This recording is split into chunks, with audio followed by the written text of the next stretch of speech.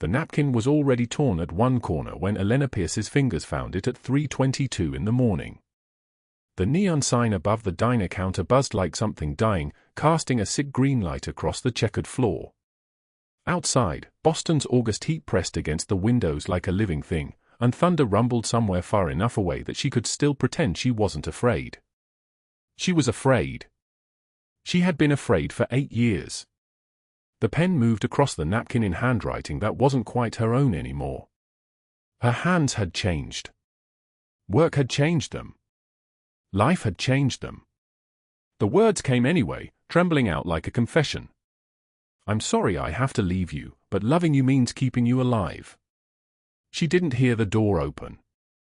The bell above the frame didn't chime anymore. It had been broken for 3 weeks, and the owner hadn't bothered to fix it. So when Alessandro Rossi stepped into the Boston diner at 3:22 in the morning with Vinny and Franco flanking him like shadows given weight and bone, Elena only knew he was there because the air itself seemed to change pressure. The temperature dropped. The silence deepened into something that had teeth. Elena was 29 years old but looked like someone who had lived 50. Her grocery store uniform hung loose on a frame that had learned to take up less space in the world. The buttons pulled slightly across her ribs. Her hair, dark blonde, was pinned back with a plastic clip from the dollar store. But it was her eyes that would have stopped anyone who knew how to look. Dark green, ringed with the kind of exhaustion that doesn't come from missed sleep. It comes from years of holding your breath. The napkin was still in her hands. Alessandro Rossi was 6'2" and built like a man who had never encountered a problem he couldn't solve with the sheer force of his will. Expensive wool suit in charcoal black, the fabric alone worth more than every piece of clothing Elena owned. His chest was visible through an open white shirt, and a thin scar ran from his left eye to his jaw like a warning written in flesh. Dark hair, silvered at the temples, combed back from a face that could have been handsome if it wasn't so controlled. Everything about him was controlled. His hands, his breathing, the way he moved through the space like he was already deciding what to do with it. He was 37 years old, and he had built an empire on the principle that sentiment was a luxury only poor people could afford. "May I sit?" His voice was deep and solid like an oath. Not a question. Elena's fingers tightened on the napkin. Every instinct learned over 8 years of survival screamed at her to run, but something in his face stopped her. It wasn't kindness. She knew kindness didn't look like that. Kindness didn't move like a predator. But there was something else underneath the control, something that looked almost like recognition. She didn't know who he was. She had no idea that this man had been looking for her for 2 days. "I'm not looking for trouble," Elena said. Her voice came out thin, barely a whisper, like it was passing through glass before it reached the air. "I know." Alessandro pulled out the chair across from her and sat down. Vinny and Franco moved to flank the booth, their shadows falling across the table. "I've been looking for you, Miss Pierce. Because 2 days ago, you pulled a 7-year-old girl from the street in the rain. You didn't ask for reward. You didn't ask for anything. You just pulled her away from a car that would have ended her life in 2 seconds." Elena's heart stopped. She could feel it stop, a physical sensation like a hand closing around something vital. "The girl's name is Emma," Alessandro continued. He wasn't looking at the napkin. He was looking at her. At the way she was angling herself away from him. At the careful way she held her body. "She is my daughter. And she has asked for you every single day since the night you saved her." The pen fell from Elena's fingers and rolled across the checkered floor. It spun in a small circle, and neither of them looked at it. "I don't understand," Elena said. "I know you don't." Alessandro's hand moved across the table, slow and deliberate, and he picked up the napkin. He read the words once, then placed it back on the table between them, smoothed flat. "This is why you do not understand. Because you have been trained to believe that your life is not worth saving. That your love for someone means you have to disappear. That the only way to protect the people around you is to vanish like a ghost." Thunder rolled across the city. The diner lights flickered once, twice, then steadied. My daughter is in a penthouse apartment 40 blocks north of here, Alessandro said. She is 6 years old, and she has not slept properly since the night you disappeared. She draws pictures of you. A woman with kind eyes and a sad smile. She asks my staff if you are coming back. She asks if you are safe. She asks why the lady who saved her from the dark car had to go away. Elena couldn't move. She had forgotten how to move. How did you find me? She asked. The same way I find everything. I looked. Alessandro gestured to Vinny, who placed a small piece of paper on the table. A photograph. Elena, in her grocery store uniform, caught on a security camera as she clocked out of her shift 5 nights ago. The timestamp read 11:24 p.m. You work 3 jobs. 1 at the grocery store. 1 at a diner in Dorchester. 1 cleaning offices at midnight in the financial district.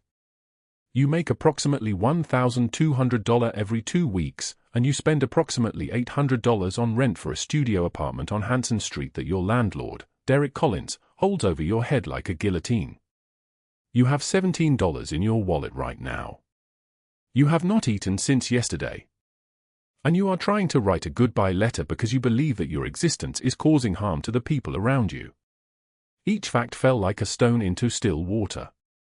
Elena felt the impact of each one. Why are you telling me this? She could barely form the words. Her mouth had gone dry. The coffee in her cup smelled ancient, like something that had died and was only pretending to be beverage. Because, Alessandro said, 2 days ago, my daughter asked me why you were kind when the world had taught you that kindness only gets you hurt. And I realized that I did not have an answer to give her. So I came here to find out.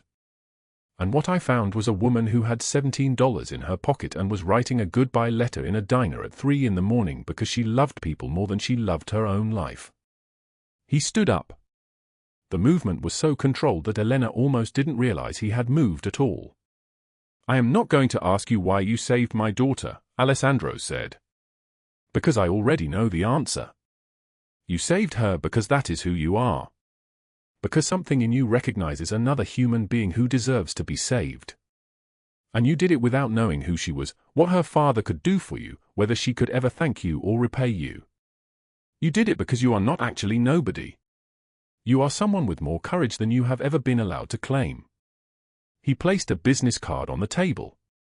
Black cardstock with gold lettering. An address on Beacon Hill. A phone number. Emma is waiting for you, he said. So am I. Outside the diner, a 1980 black Mercedes was waiting with its engine running. The rain had started again, and it felt like something trying to wash the city clean. Inside the diner, Elena Pierce sat very still, her hand shaking as she reached for the business card. The napkin with her goodbye letter lay beside it, the word still wet, still reversible. And 180 seconds away, in a penthouse apartment at the top of one of Boston's most expensive buildings, a 7-year-old girl named Emma lay awake in her bed, looking at a drawing she had made 2 days ago. A woman with kind eyes and dark blonde hair, surrounded by flowers and sunshine. At the bottom, in the careful printing of a child, it said, "The lady who saved me from the dark." She had not slept since that night. She would not sleep until the woman came back. The clock on the wall of the diner clicked forward. 3:23 in the morning. The moment when everything changed was now exactly 60 seconds in the past, and nobody in the diner could say when it had actually happened. Not when he walked in. Not when he sat down. Not when he spoke. Somewhere between the thunder and the rain and the opening of a single sealed door, Elena Pierce's life had shifted on its axis like a planet suddenly finding a new sun to revolve around. But that moment would have to wait. First, there was the story of how she got here. The 8 years of learning to make yourself small. The landlord who had turned shelter into a weapon. The sister who had learned to weaponize cruelty, turning it into an art form. The desperation that had a number on it, a price tag, a deadline. 2 days earlier, on a rain-soaked street in Boston, a child had run toward a car without looking. And everything that came after began with Elena Pierce reaching out to save her? 2 days before the diner. 2 days before the napkin and the goodbye letter and the moment when everything fractured and reformed into something new. The afternoon heat pressed down on Commercial Street like a wet blanket, making the air shimmer above the asphalt in waves that looked like water but burned like fever. 4:47 in the afternoon. The sun hung low and mean in an August sky, and Elena Pierce walked with her backpack slung over one shoulder, the straps digging into her collarbone in a way she had learned to ignore somewhere between the third job and the fourth month of sleeping in her car. She had just finished her shift at the grocery store. 9 hours of scanning items, of smiling at customers who did not look at her face, of mopping floors after her manager accused her of stealing a can of soup she had taken from the damaged goods pile to eat for dinner. $73 richer. Which meant she had enough for 3 more days of food if she was careful. Which meant she needed to find the $400 for Derek Collins by Friday or the locks would change and her car would become the only home she had left. The ball came first. A red rubber ball, small enough to fit in a child's hand, rolling across the sidewalk with the kind of reckless momentum that only a toy without judgment could achieve.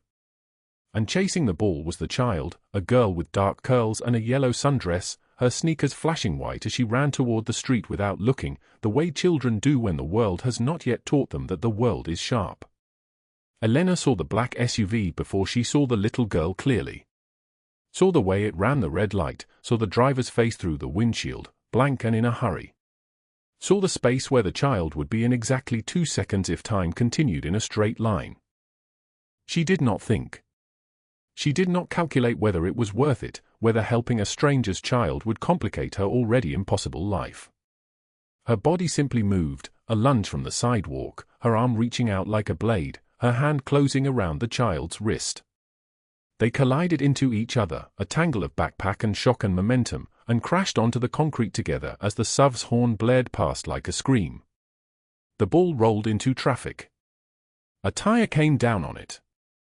It popped with a sound like surrender. The little girl clung to Elena's neck, her small body shaking, her crying the kind of sound that comes from a place before words exist. Elena held her, feeling the child's heartbeat hammer against her ribs, her own pulse roaring in her ears like an engine with nowhere to go. "You're okay," Elena whispered, her voice steady even though her hands trembled as she checked the small arms, the small legs, looking for blood or breaks or any sign that the mathematics had worked out differently. "You're safe. I have you." A second black SUV screeched to a stop. 4 men emerged, their suits the color of coal, their movement synchronized like a dance they had practiced 1,000 times. The nearest man dropped to one knee beside Elena, and she finally looked up into the face of Alessandro Rossi. He was taller than the buildings around him. Broader.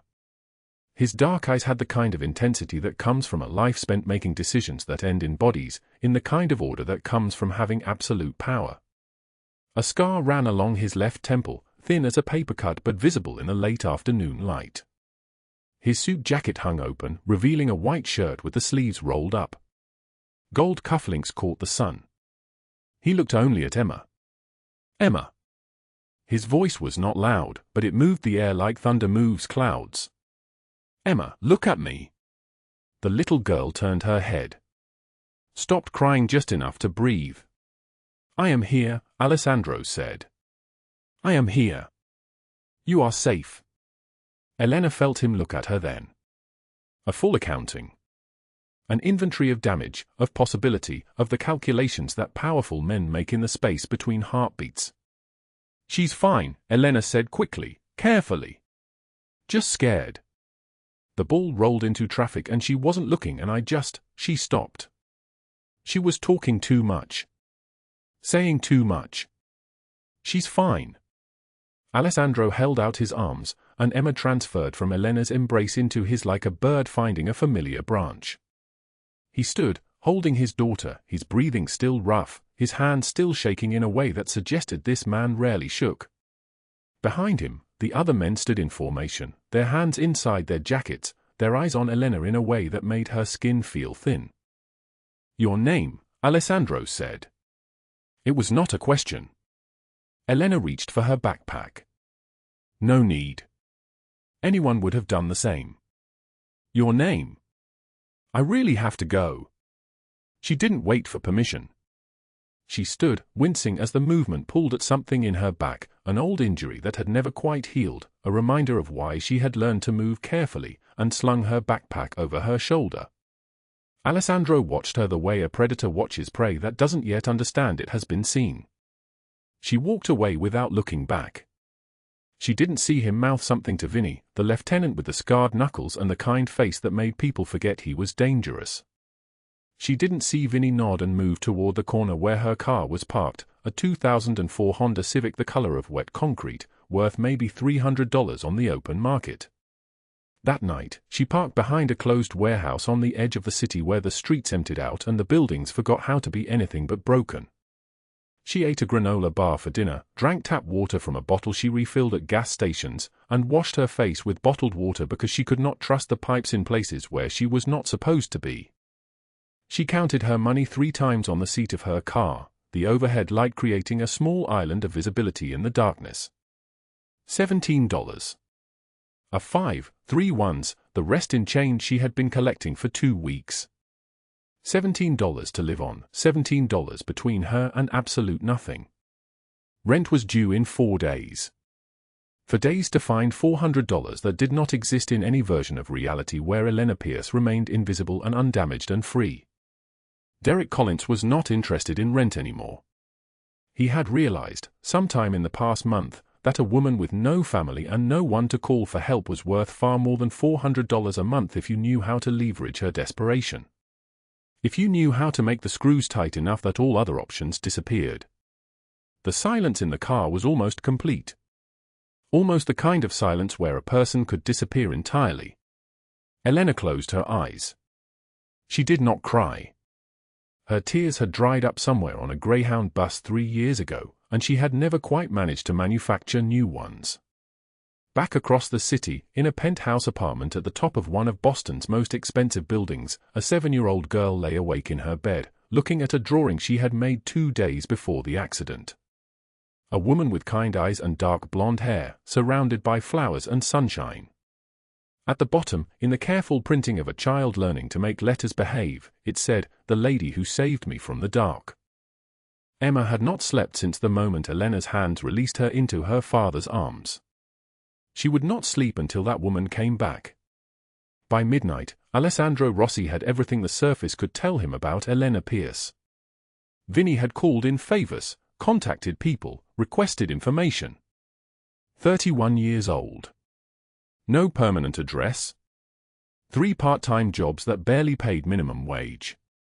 No family. No friends. No emergency contact. No one who would come looking if she disappeared. No one at all.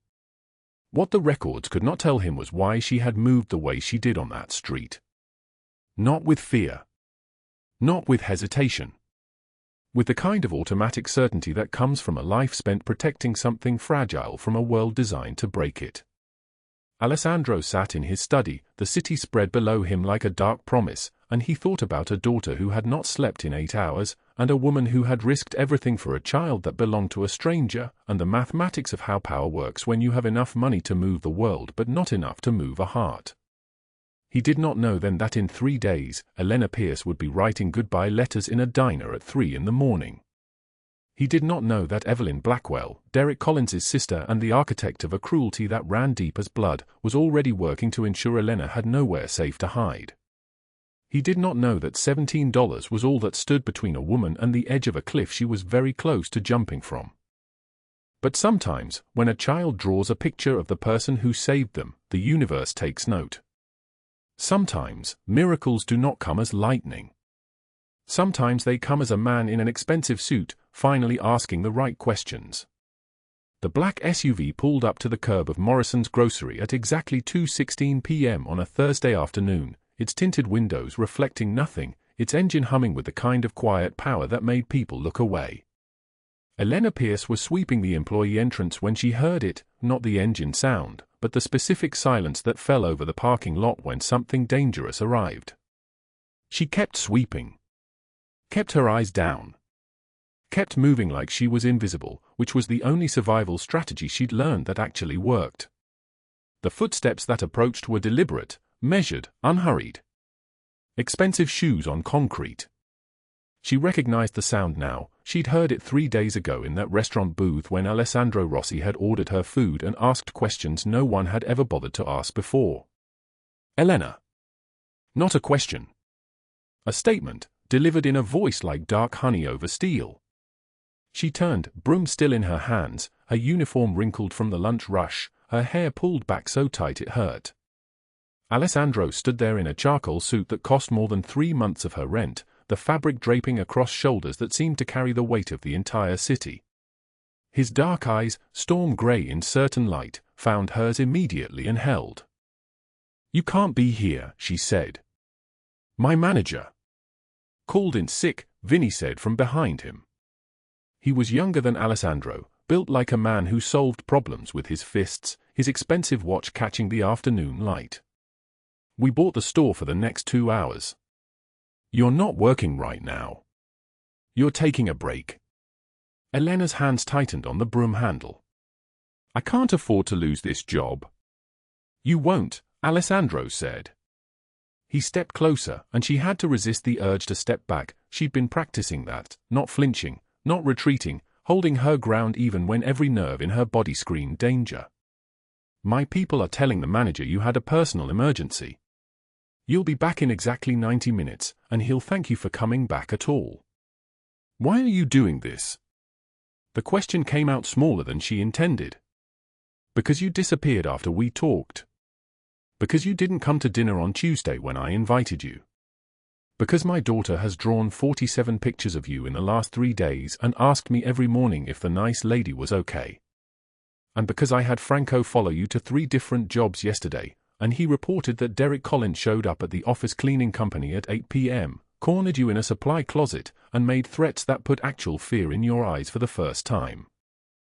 Elena's stomach dropped. "You had someone follow me?" "Yes." The honesty was like a slap. She expected denial, deflection, the kind of lies men always told. But Alessandro Rossi didn't seem to believe in lying. "I can handle Derek," she said, but the words crumbled as she spoke them. "No, you can't." Franco's voice came from somewhere behind her, and she realized the parking lot was now completely empty except for them. "Because while you were at work, Derek was at the courthouse filing paperwork. He's moving up his deadline. He wants the 47,000 in 5 days instead of 12. Elena set down the broom. Her hands were shaking so badly she couldn't hold it steady anymore. 5 days. She had $17 in her pocket. She had nothing. She had no one. She was out of time. "Come with us," Alessandro said. It wasn't a request. It was spoken with the kind of quiet certainty that suggested he was a man accustomed to having his words obeyed. "We're going to handle this, and then we're going to talk about what comes next." The SUV smelled like leather and expensive cologne and something else she couldn't identify, power, maybe, or safety, or the particular scent of a world she'd never been invited into. Alessandro sat beside her in the back seat while Vinny drove, and Franco sat in the front passenger seat, his massive frame silhouetted against the windshield. "Tell me everything about Derek Collins," Alessandro said quietly. "And don't leave anything out." So Elena talked. She told him about how Derek had seemed kind at first, how he'd offered her the apartment when her last place had kicked her out, how he'd knocked on her door one night 6 months ago with wine and sympathy. She told him what happened in the laundry room. She told him about the documents, her social security card, her birth certificate, all the things she needed to rebuild her life, all held hostage in a metal box in his office. She told him about Evelyn Blackwell, Derek's sister, who was somehow worse than Derek himself because her cruelty was dressed up in designer clothes and delivered with a smile. She talked about the phone call Evelyn had made to the shelter, the lies she'd spread, the way she'd methodically cut off every possible refuge. "She wants me to have nowhere to go," Elena said. "She wants me desperate enough to." She couldn't finish it. Couldn't say the words out loud, that Evelyn wanted her desperate enough to disappear entirely, to remove herself from the world, to solve the Derek Collins problem by ceasing to exist.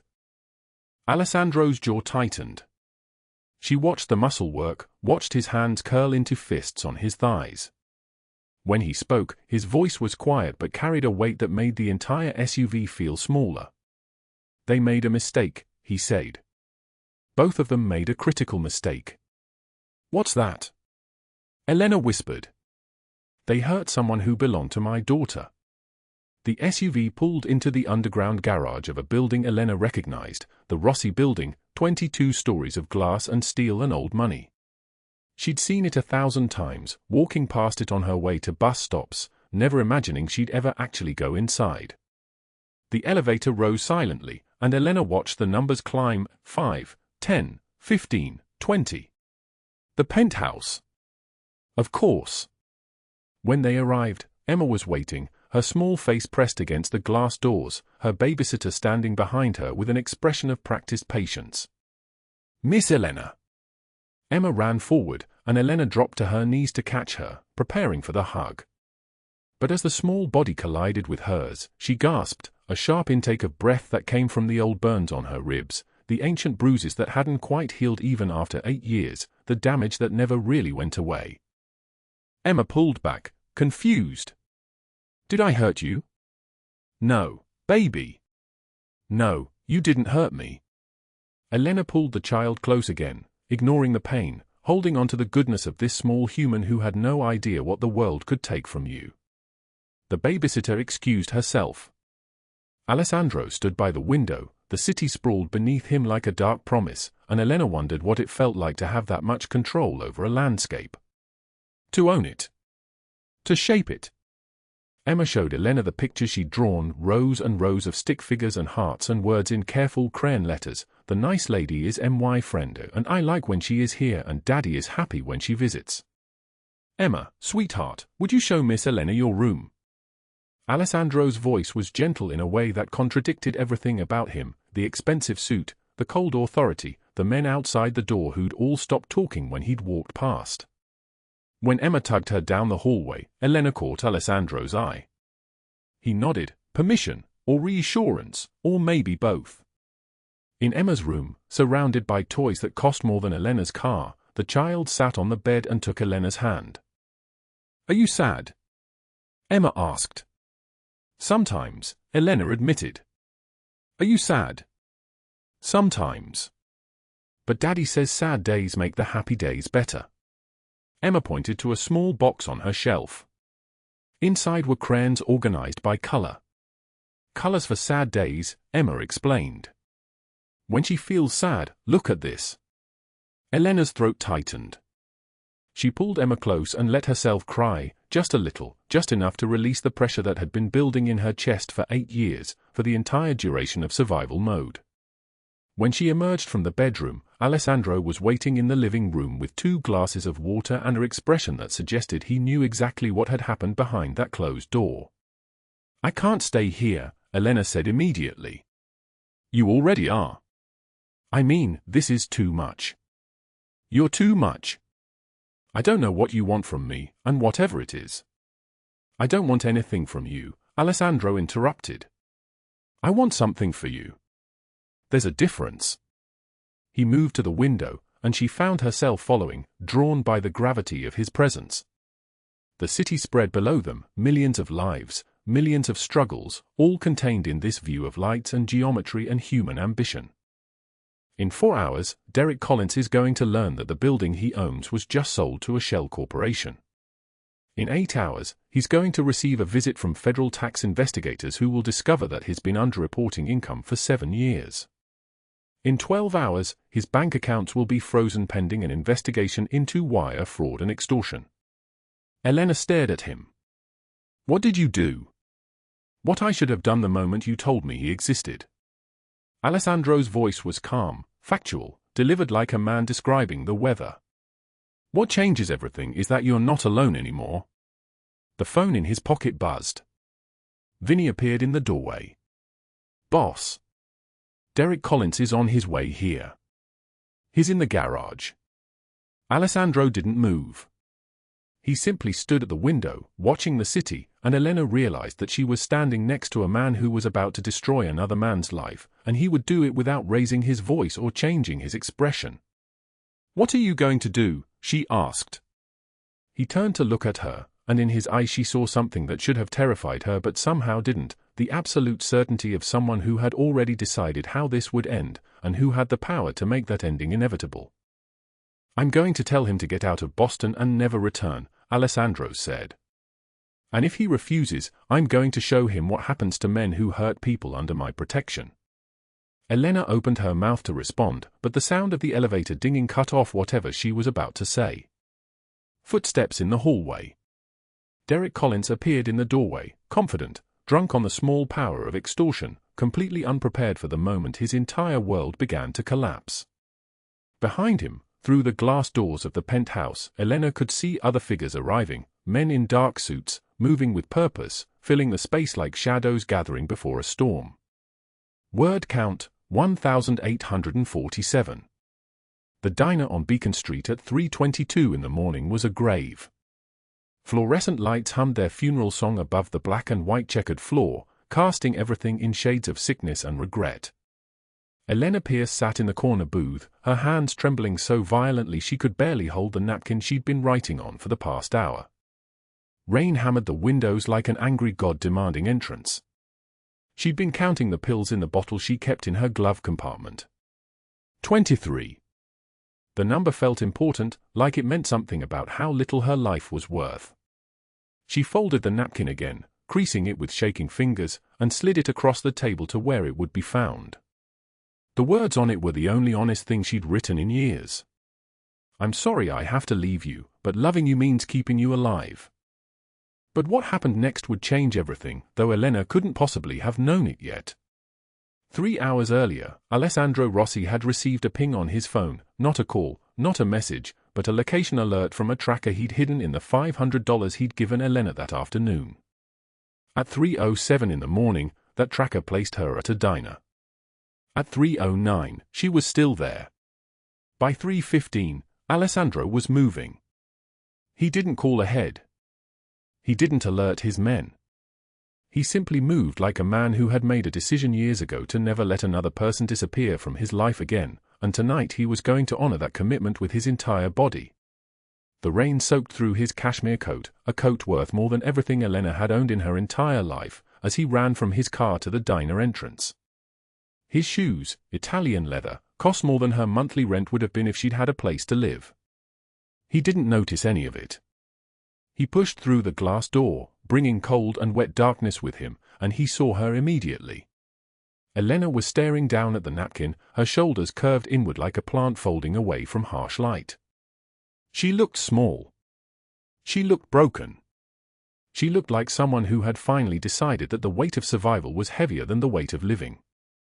Alessandro moved to her booth without speaking. He sat down across from her, rain dripping from his dark hair, his grey eyes reading the napkin before she could hide it. He read the words once. Read them twice. Then he looked at Elena's face, and something inside him fractured like ice in spring. "You're not leaving," he said. Elena's head snapped up. Her eyes were red-rimmed, haunted, somewhere between desperate and numb. "How did you find me?" "I put a tracker in the money I gave you. Not to control you. To protect you." His voice was steady, the voice of a man accustomed to moving mountains through will alone.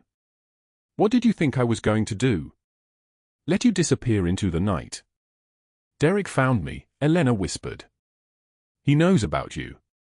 He's going to tell people that I've been seeing you, that I owe him money, that I'll do anything for you, and he's going to use that to destroy everything you're trying to build for Emma. And his sister Evelyn, she's worse than he is. She's got money and lawyers and she's already filed reports, and Alessandro, I can't be the reason your life falls apart." He leaned forward. The movement was slow, controlled, a man who understood that desperate animals needed gentle approaches. "Elena, do you know who I am? I know you're dangerous. But not to people like them. They have systems. Laws. Lawyers. And I have something infinitely better than lawyers." Alessandro's voice dropped to the tone of a confession. "I have the resources to ensure that certain men understand consequences. Real consequences. Not prison, not fines, not the kind of justice that passes through courtrooms. The kind that doesn't pass through courtrooms at all. He reached across the table and took her hand. His palm was warm, scarred, the hand of someone who had worked for everything he'd built. You're not alone anymore, Elena. That's what you need to understand. From this moment forward, you are under my protection. Not as an obligation. Not as a debt you owe. As a choice I'm making, consciously and completely. Elena opened her mouth to argue, but Alessandro continued. At 9 in the morning, you're going to meet Evelyn Blackwell at this same diner. You're going to sit across from her, and you're going to be calm, and you're going to let her believe that you're terrified. And then I'm going to show you what happens to people who underestimate the cost of cruelty. He stood up, still holding her hand, pulling her gently from the booth. We're leaving now. Vinny is waiting downstairs with the car. You're going to go home. You're going to sleep if you can. And tomorrow morning, you're going to discover that the world is not as powerless as you believed it to be. The rain had lessened by the time they reached the street, but the wind had picked up, tearing through Boston's humid August darkness like a blade wrapped in ice. Alessandro's black SUV was idling at the curb, Vinny's silhouette visible behind the wheel. As Elena slid into the back seat, she felt something shift inside her, not quite hope, not quite courage, but something like the memory of what those things had felt like. She didn't sleep that night. She sat in Alessandro's penthouse, in a guest room with windows overlooking the entire city, and watched the rain clear into dawn. When the sun finally broke through the clouds, it painted Boston in shades of amber and forgiveness, and Elena thought about the thing he'd said, about consequences that didn't pass through courtrooms at all. At 8:13 in the morning, she received a text from an unknown number. It read simply, "Everything is in place.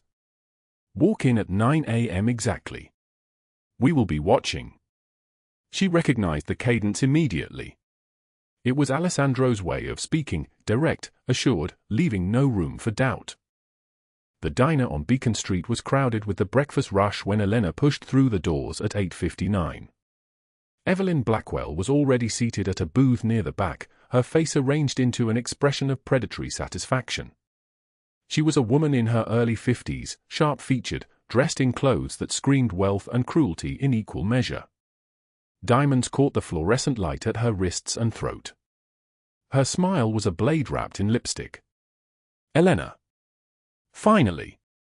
We have so much to discuss. Evelyn gestured to the seat across from her. Sit. Elena Saturday.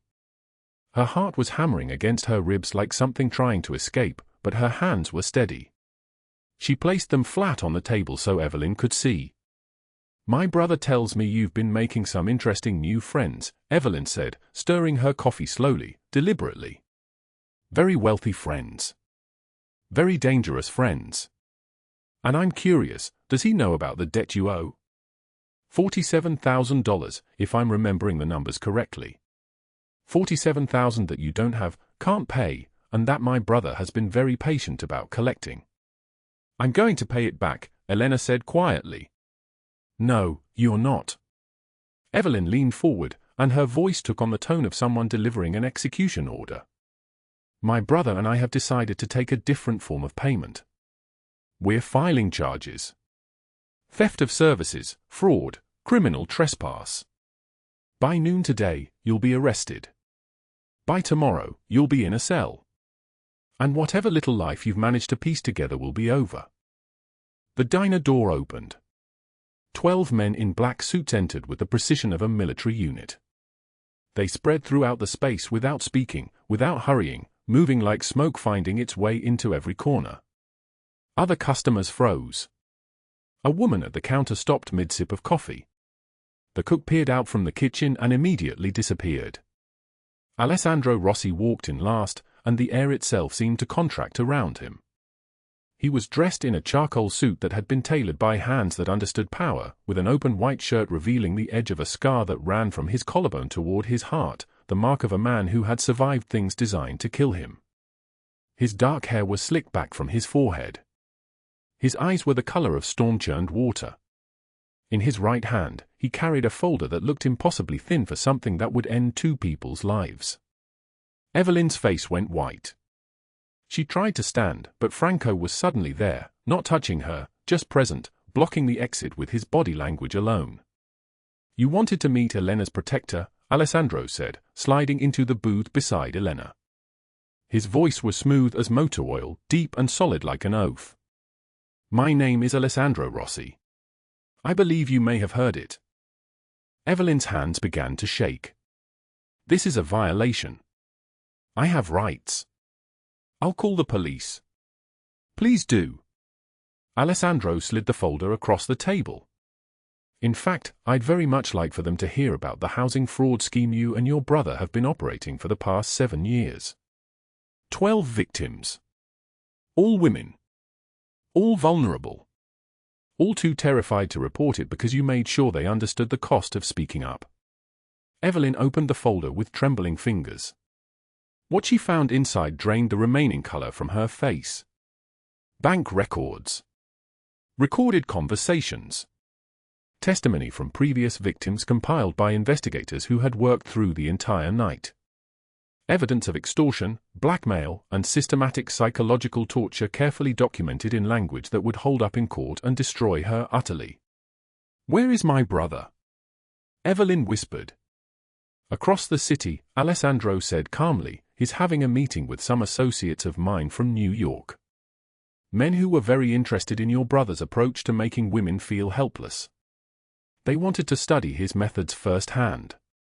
A silence fell across the diner like a funeral bell. Derek Collins was not being tortured. That would have been too quick, too easy, too merciful for what he'd done. Instead, he was being introduced to men who understood that certain debts could never be repaid through conventional channels. Men who understood that disappearing was sometimes a mercy compared to the alternative. Men who made sure that people like Derek Collins learned, in excruciating detail, what it felt like to be completely powerless. He would never be found. Not dead, that would have been justice too swift.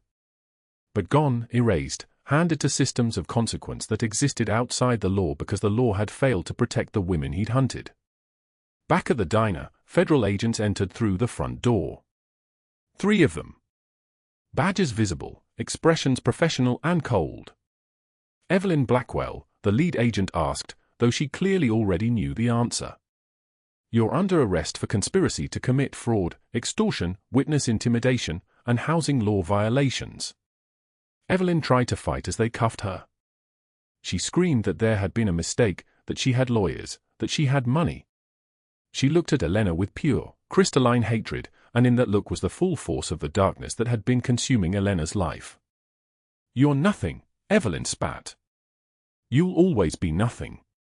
A welfare case. A homeless disaster. No one will ever believe anything you say, and everyone will always know what you are."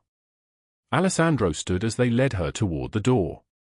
His voice, when he spoke, was quiet, but it cut through her screams like a blade through silk. "She's under my protection now. Which makes her more than you'll ever be again. In fact, she's more valuable than you'll ever be, and everyone in Boston is about to know it." As Evelyn was placed in the federal car outside, news cameras that had been tipped off by Alessandro's people, caught every moment. Her face, her arrest, her humiliation would be on the evening news. Her social standing, built on cruelty and lies, would evaporate within hours. Elena sat frozen in the booth, unable to process the fact that her entire world had just shifted on its axis. The woman who had been hunting her, the man who had trapped her, the systems that had conspired to keep her powerless, all of it was collapsing, all of it was ending, all of it was being dismantled by a single man who had decided that her life mattered. Alessandro sat back down across from her and took her hand.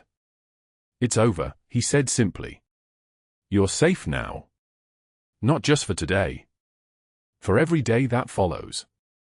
Elena looked down at their joined hands, at the contrast between his expensive watch and her calloused, scarred fingers, and for the first time in 8 years, she allowed herself to believe that maybe, just maybe, she was going to survive this.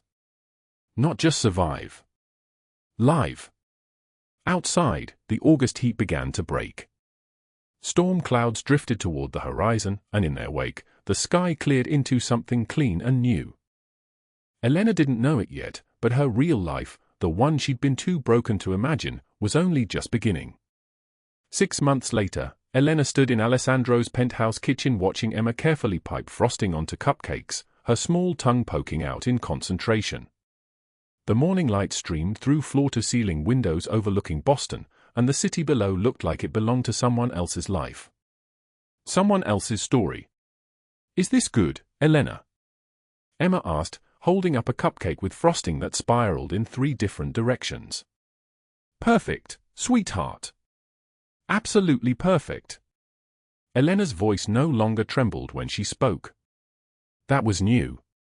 That was something she was still getting used to. Elena had moved into the guest apartment months ago. Started therapy 3 months ago. Quit 2 of her jobs and enrolled in online classes 2 months ago. She still had nightmares. Still flinched at unexpected sounds.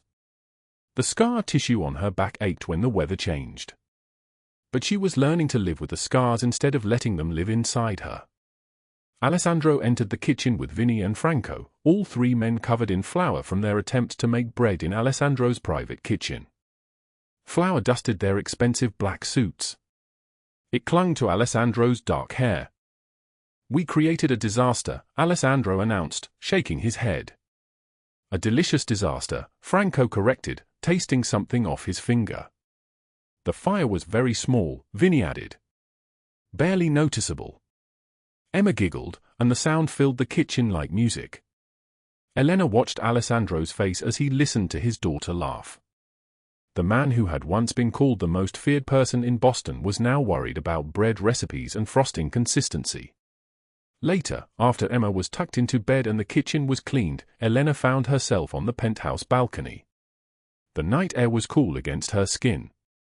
Boston's lights stretched out below like fallen stars, each one representing someone else's story, someone else's struggle, someone else's miracle or tragedy. Alessandro found her there, his footsteps quiet on the marble floor. "Penny for your thoughts?" he asked, standing beside her but not touching. He always waited for her to be ready. Always. "I was thinking about the letter," Elena said softly. "The one I wrote 6 months ago. The goodbye letter." He said it as a statement, not a question. He'd kept it.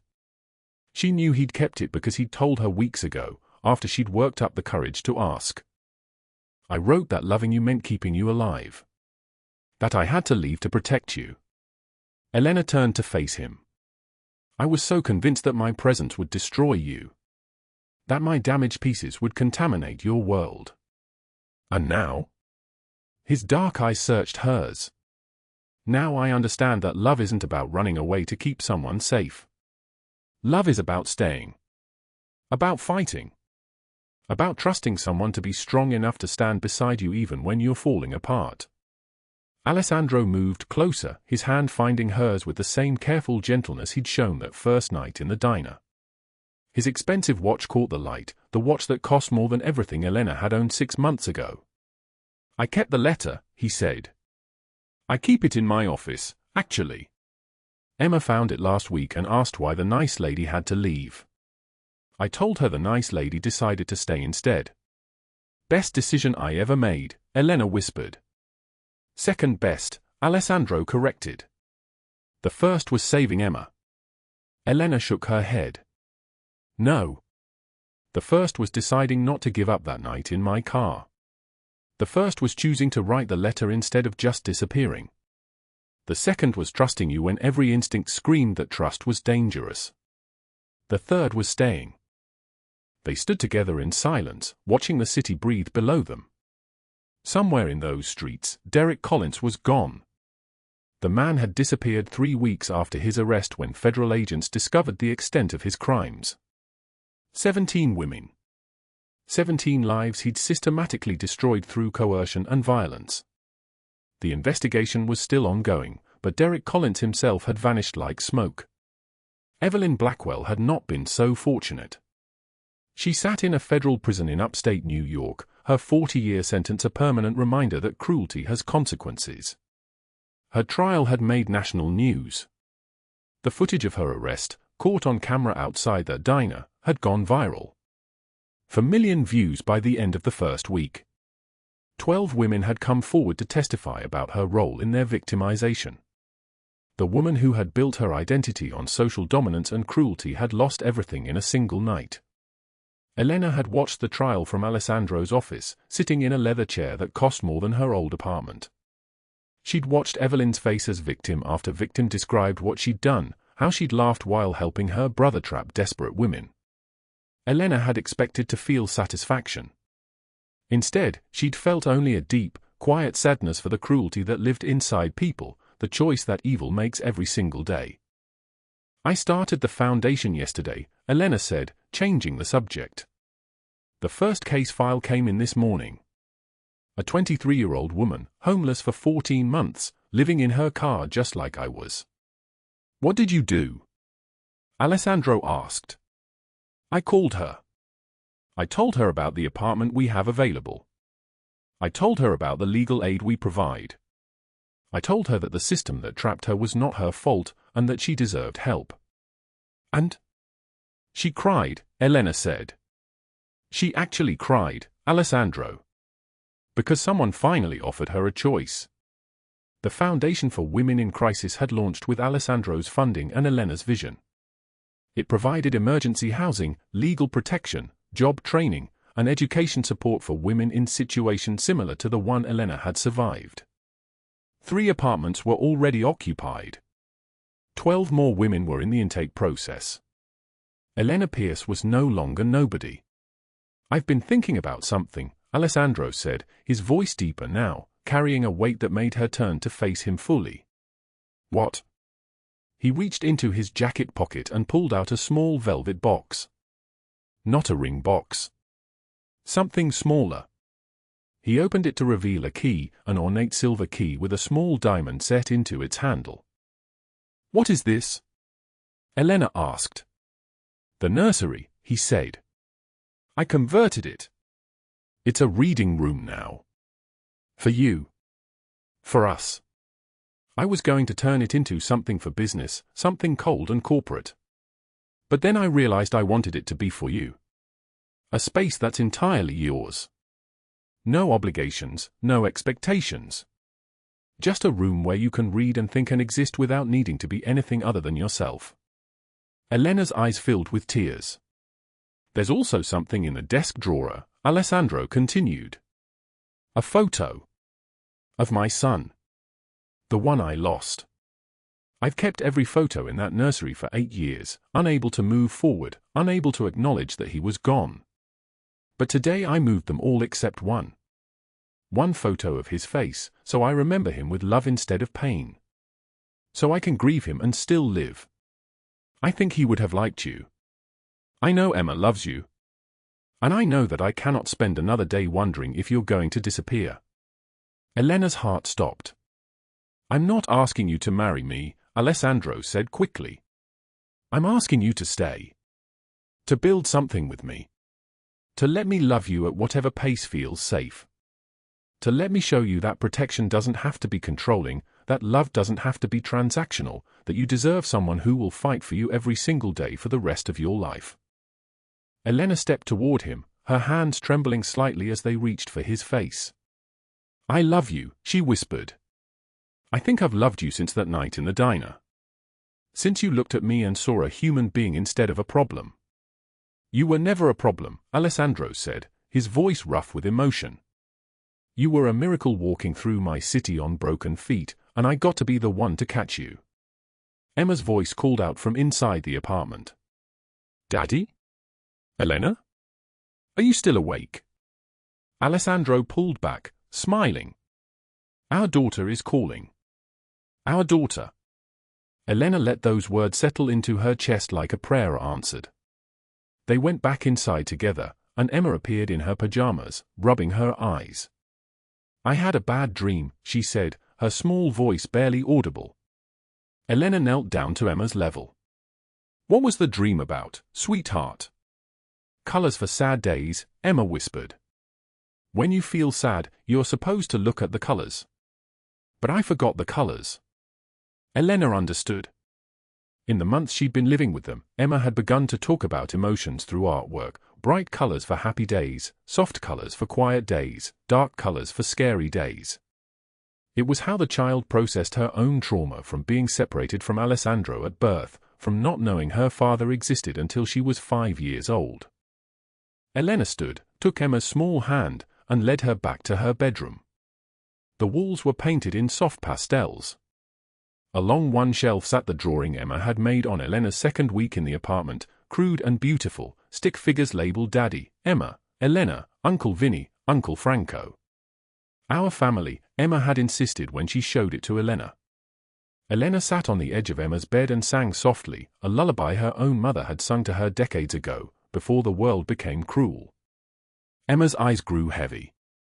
Within minutes, the child was asleep, her small hand still wrapped around Elena's. When Elena returned to the living room, she found Alessandro standing at the window, his silhouette dark against the city lights. He turned when he heard her footsteps. "She's asleep," Elena said. "Like an angel," Alessandro agreed. Then he smiled, and it transformed his entire face. "Emma asked me yesterday if you and I were getting married. What did you tell her?" "I told her I was hoping to ask you someday." She said, "Ask her now, Daddy. Then she'll definitely say yes, because she loves me so much she has to love you too." Out of the mouths of babes. Elena laughed, a sound that still felt new in her throat, still felt like something she had to relearn. "She's not wrong. So is that a yes?" "To what?" "You haven't asked me anything officially." "I'm asking now. Not for marriage necessarily. I'm asking you to choose this life. To choose me and Emma and the chaos of my world and the foundation and the healing that's still ahead of you. To choose to stay."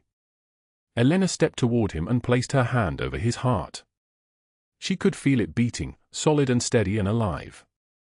"I choose you," she said. "I choose Emma. I choose this life. I choose the possibility that after 8 years of surviving hell, I finally get to live something that looks like heaven." Outside, the August night was clear.